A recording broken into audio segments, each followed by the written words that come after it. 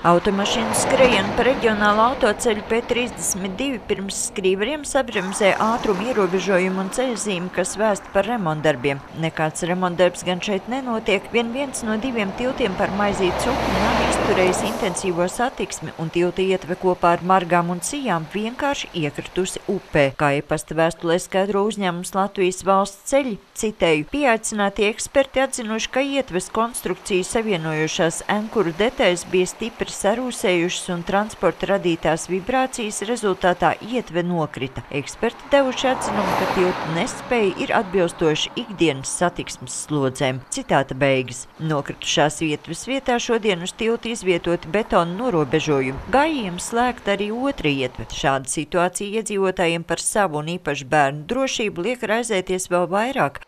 Jo, ziniet, kā bērni, viņš jau var nepaskatīties, un tur mašīna nāk fiksi paies malā, ja? Un sanāk līdz ar to viņam nav tā reakcija, lai pamuktu kaut kur. Turklāt tikai laika jautājums no līdzīgas sabrukšanas šķir arī pārdesmit metrus tālāk esošo otru tiltu pār Maizītes upi. Pašvaldības izpilddirektors stāsta, ka pagājušā gadā pavīdējusi cerību, ka visus 3 tiltus atjaunos, jo uzsākta autoceļu rekonstrukcijas projekta izstrāde. Godīgi sakot, līdz pat pagājušā gada vidum vai sākumam, tad, kad mēs beidzot iepazināmies ar projektu pirmo variantu, mēs bijām pārliecināti, ka remonts būs līdz pat A6 autoceļam, tātad līdz Klidziņai, un līdz ar to tas arī ietvertu šo tiltu remontu. Diemžēl šī mūsu pārliecība aizgāja vējā.